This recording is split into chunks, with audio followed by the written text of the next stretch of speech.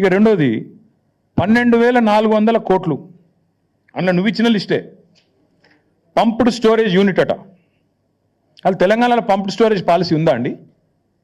Pumped storage అంటే తెలంగాణలో policy ఉందా? నిన్న 2 విషయాలు బయటపెట్టినారు ముఖ్యమంత్రి. ఆయన ఇచ్చిన లిస్టులోనే 2 విషయాలు బయటపడ్డాయి. ఒకటి పంప్డ్ స్టోరేజ్ యూనిట్. తెలంగాణలో ఇంతవరకు ఆ పాలసీ లేదు. మరి పాలసీ లేకుండా అదానికి కాడికి వెళ్ళి పైసలు ఎట్లా తీసుకుంటా అనుకున్నావు? పాలసీ లేకుండా ప్రపోజల్ ఎట్లా తీసుకున్నావు? నెంబర్ 1. నెంబర్ 2, కొడంగల్ ఇన్ని రోజులు అల్లుని కోసం అనుకున్నాం, ఇప్పుడు అదాని కోసం అంటే ఇప్పుడు తెలిసింది. 9 మిలియన్ టన్నుల ప్లాంటు కొడంగల్లో సిమెంట్ ప్లాంట్ పెడతారట. మొన్న రామన్నపేటలోనేమో మొత్తం ప్రజలు మరలబడ్డారు, ఇక్కడ సిమెంట్ ప్లాంట్ పెట్టద్దు, అదానిది అంబుజా ప్లాంట్ అని. అక్కడ సిగ్గురాలి ఇంకా అది అట్లే పెడతారట, అందులో మూసీలకు కాలుష్యం పంపిస్తారట.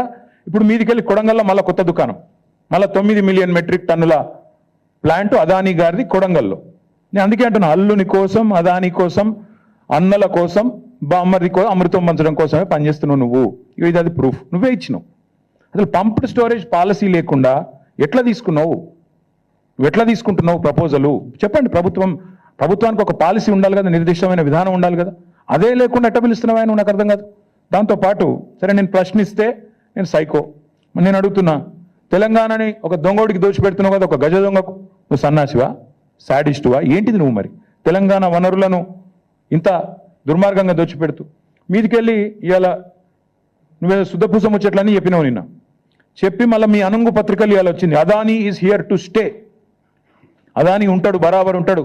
రాహుల్ గాంధీ నెత్తి మీద మొట్టికాయలు వేస్తే ఏదో పైకి ఒక 100 కోట్లు ఇచ్చి లోపల మాత్రం మళ్ళా పక్కా కొసరు అట్లా ఇచ్చినట్టు చేసి అసలు మాత్రం అట్లే ఉంటుంది అని చెప్పినట్టు ఇవాళ Adani is here to stay.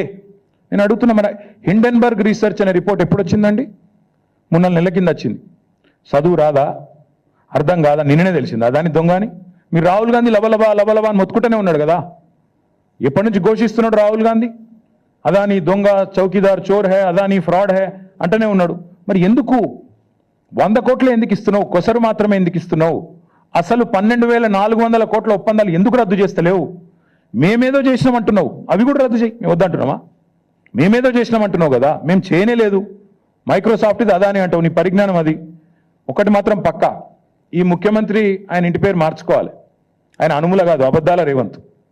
ఇంత పచ్చబద్దాలు చెప్తాడండి ఎవడన్నా ముఖ్యమంత్రి అంటాడు? ఇంత దుర్మార్గమా? మైక్రోసాఫ్ట్ డేటా సెంటర్ని పట్టుకొని అదాని డేటా సెంటర్. అదేవిధంగా నేషనల్ హైవే ప్రాజెక్టులు మేము ఇచ్చినాం, రక్షణ శాఖ ప్రాజెక్టులు రాష్ట్ర ప్రభుత్వం ఇచ్చింది, ఎలక్ట్రికల్ ట్రాన్స్మిషన్ ప్రాజెక్ట్ అది కూడా కేంద్ర ప్రభుత్వ ప్రాజెక్టు మేము ఇచ్చినాం. ఇంత పచ్చి అబద్ధాలు చెప్పేటోడు అనుముల రేవంత్ రెడ్డి కాదు, అబద్ధాల రేవంత్ రెడ్డే. అందుకే నేను అనేది, ఈ కాయిదాలు, ఈ డ్రామాలు ఇవన్నీ పక్కకు పెడితే రేవంత్ రెడ్డి నీకు అసలు కేసీఆర్ గారి గురించి మాట్లాడతాడు. నిన్న సరే నన్నంటే తిట్టినావు, నీకంటే వయసులో చిన్ననే కాబట్టి పడతా అనుకో. కేసీఆర్ గురించి మాట్లాడుతావు, ఎంత ధైర్యం నీకు? నాకు అర్థం కాక అడుగుతా, ఏం తప్పు చేసిండు కేసీఆర్ గారు? అవుట్ రైట్గా అదానీ ఆఫర్ను రిజెక్ట్ చేయడమే కేసీఆర్ చేసిన తప్ప. KCR rejects Adanis offer. This is KCR. Red signal ఇచ్చిండు కేసీఆర్. దేశం మొత్తం ఇంకా అదాని గురించి తెలియకముందే మేల్కొన్న ముఖ్యమంత్రి కేసీఆర్. ఇక్కడనే కాదు, కేసీఆర్ గారు ఓపెన్గా యశ్వంత్ సిన్హా గారు రాష్ట్రపతి ఎన్నికల్లో పోటీ పడ్డప్పుడు ఓపెన్గా అడిగిండు, ఎవరి కోసం 10% బొగ్గు దిగుమతి అనే పాలసీ ఎవరి కోసం? ఒక వ్యక్తికి మేలు చేయడం కోసమే కదా అని గర్జించిన ఒకే ఒక్క ముఖ్యమంత్రి కేసీఆర్. నీలాగా కొడంగల్లో సిమెంట్ ప్లాంట్ కోసమో లేదా మీ మంత్రుల ఈడీ కేసులో రాజీ కోసమో చీకట్లో కాళ్ళు పట్టుకునే రకం కాదు కేసీఆర్ గారు. బరాబర్ బాజాప్తా అడిగిండు. నువ్వు బ్యాగులు మోసిన దొంగవు కాబట్టి అదే బురద మా మీద ఊస్తా, నువ్వు చేసే లుచ్చా పనులు ప్రపంచమంతా చేస్తుంది. నీలాగా గౌతమ్ బాయ్ అని చిల్లర పనులు చేసుకుంటూ ఆయన చుట్టూ తిరిగి మస్కా కొట్టే టైపు మేం కాదు, మాకు ఆ కర్మ పట్టలేదు. ఒకటి మాత్రం పక్కా చెప్తున్నా, నువ్వు ప్రశ్నించకపోయినా నువ్వెన్ని డ్రామాలు చేసినా, నేనేదో రాహుల్ గాంధీ గట్టిగానే వరకు దిగినవు రంగంలోకి, మాకు తెలియదని కాదు.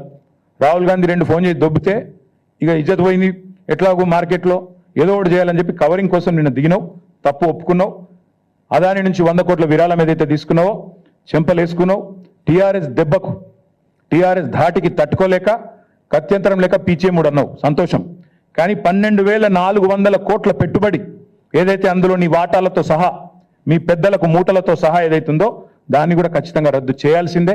అప్పుడైతేనే నిన్ను, నీ రాహుల్ గాంధీని దేశం నమ్ముతుంది, లేకపోతే మీ మాటలు ఇంకెవడు నమ్మడు. ఇంకొక మాట నేను అడుగుతా ఉన్నా, 5,000 కోట్లు ఇప్పుడే నేను అడిగిన పంపుడు స్టోరేజ్, దాని పాలసీ ఎక్కడుంది చూపెట్టు. ఏ బేసిస్లో ఎంఓయూ చేసినో చూపెట్టు. అట్లాగే మూసీని మురికి కూపంగా మార్చే అంబుజా సిమెంట్ ఫ్యాక్టరీ కోసం 1400 కోట్ల పెట్టుబడి ఏ బేసిస్లో పెట్టుకున్నావు చెప్పు. అందుకే నేను అనేది ఈ ఉల్టా చోర్కో కొత్వాల్ డాంటే అనే స్టైల్లో నువ్వు తప్పులు చేసి మా మీద రుద్దే ప్రయత్నం ఏదైతే చేస్తున్నావో సాడిస్ట్ ముఖ్యమంత్రి, నీకు భయపడేటోడు ఎవ్వడు లేడు ఇక్కడ. ఏం చేసుకుంటావో చేసుకో, నిన్ను మాత్రం తప్పకుండా ప్రజల తరపున ప్రశ్నిస్తూనే ఉంటాం, నిలదీస్తూనే ఉంటామని మళ్ళొకసారి చెప్తూ దయచేసి మీడియా మిత్రులను కూడా కోరుతా ఉన్నాను. నేను ఒక మాట అడిగితే పాపం ఏం చేయాలని తెలియక మేమేమే బెబ్బెబ్బే అన్నాడు. ఒక సంస్థను బ్లాక్ లిస్ట్ చేయాలని చెప్పి మీ డిపార్ట్మెంటే రిపోర్ట్ ఇచ్చింది కదా నాయ అని ఒక జర్నలిస్ట్ గారు పాపం ధైర్యం చేసి అడిగింది. మీ హెచ్ఎండబ్ల్యూఎస్ వాళ్ళే బ్లాక్ లిస్ట్ చేయమన్నారు ఒక సంస్థని, ఎందుకు చేయడం లేదు అని అడిగితే రేవంత్ రెడ్డి వాడెవడో పుల్లయ్య మల్లయ్య చెప్పిండు. పుల్లయ్య మల్లయ్య కాదురా నాయన, నీ కింద ఉన్న డిపార్ట్మెంట్, నువ్వు మున్సిపల్ మంత్రిగా ఉన్న డిపార్ట్మెంట్లోని ఏజెన్సీ. పుల్లయ్య మల్లయ్య దారిని దానే చెప్పలే Revanth. HMWSSB Hyderabad metro water supply and sewerage board ఆ అంశం మళ్ళొక రోజు మాట్లాడతా, ఈరోజు మాట్లాడను. కానీ అంటే అంత తెలివి తక్కువగా, అంత అసహనంతో, అంత నిస్పృహలో ముఖ్యమంత్రి ఉన్నాడని చెప్పడానికే ఈ మాట చెప్తా ఉన్నా. మీడియాకు కూడా దయచేసి రిక్వెస్ట్, ఆయన ఏదో కన్ఫ్యూజ్ చేసి మన రాష్ట్రాన్ని బదనాం చేసే ప్రయత్నం చేస్తే మీరు కూడా ఆయన ట్రాప్లో పడవద్దని మా ప్రార్థన, మా విజ్ఞప్తి. Thank you.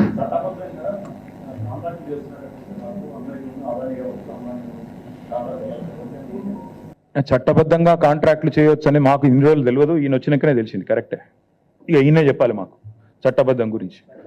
మేము ఒకటే చెప్తున్నాము బ్రదర్, మేము ఒకటే చెప్పేది, రాహుల్ గాంధీకి రేవంత్ రెడ్డికి అసలు ఒక శృతి సయోధ్య ఒకటే మాట మీద నిలబడే ఆలోచన ఉందా? అయితే ఆయన పిచ్చోడు లేకపోతే ఈయన పిచ్చోడు, ఇద్దరు ఎవడో కూడా తెలుసుకోమన్నాడు. ఒక రూమ్లో కూర్చొని ఇద్దరు ఎవడు పిచ్చోడు తెలుసుకొని బయటికి రమ్మనండి. అదాని ఫ్రాడ్ అని మొత్తం రాహుల్ గాంధీ ప్రపంచమంతా తిరిగి చెప్తాడా? లండన్ పోతే అదే చెప్తాడు, న్యూయార్క్ పోతే అదే చెప్తాడు, వేరే దేశాలకు అదే చెప్తాడు, మన దేశంలో ప్రతి రాష్ట్రం పోయి చెప్తాడు. మరి రేవంత్ రెడ్డి గారేమో ఇక్కడ అదాని గారి బాకా ఊదుకుంటూ బడే బాయ్ గౌతమ్ బాయ్ ఈయన తిరుగుతాడు. ఇద్దరు ఎవరు పిచ్చోళ్ళు వాళ్ళు తెలుసుకుంటే మంచిది. ఎందుకంటే చట్టబద్ధము రాజ్యాంగబద్ధము నాకు అంతకంటే అందంగా మాట్లాడొచ్చు. ఇలా రాజ్యాంగ దినోత్సవం కూడా నేను కూడా చాలా మాట్లాడగలుగుతాను. కానీ రేవంత్ రెడ్డి గారు రాహుల్ గాంధీ గారు తెలుసుకుంటే మంచిది.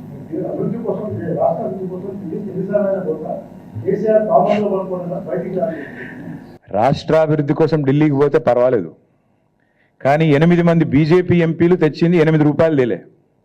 28 సార్లు ముఖ్యమంత్రి పోయి 28 రూపాయలు కూడా తేలే. పైసలు బొక్క, ఫ్లైట్ ఖర్చులు బొక్క తప్ప ఏమి లేదు రాష్ట్రానికి. 28 సార్లు పోయినావు, నీ సొంత ఖర్చులతో పోతే పో, ఎవడొద్దన్నాడు? ఓం బిర్లా పెళ్లికో లేకపోతే ఇంకో పేరెంటానికో ఇంకొకటికో మేము ఎందుకు వద్దంటాం. కానీ రాష్ట్ర ప్రజల సంపద, నువ్వు ప్రతిసారి ఎక్కే విమానం, దిగే విమానం, స్పెషల్ ఫ్లైట్లు ఏవైతున్నాయో అది రాష్ట్ర ప్రజల పైసలు. కనీసం పెట్టిన పెట్టుబడన పడతలు కావన్నా వద్దా? 28 సార్లు పోతే ఒక్కొక్క ట్రిప్ కనీసం ఈయన మహానుభావుడు పెద్ద మళ్ళీ బృందం పోసుకొని పోవాలి, మళ్ళాడ బీజేపీలతో అర్ధరాత్రి సమావేశాలు చేయాలి, దానికి అడ్డగోలు ఖర్చు అవుతుంది. ఆ మాత్రం పడతలన్న కావాలన్నా? అవుతుందా? 28 రూపాయలు తెచ్చినావా? తేగలిగిండా?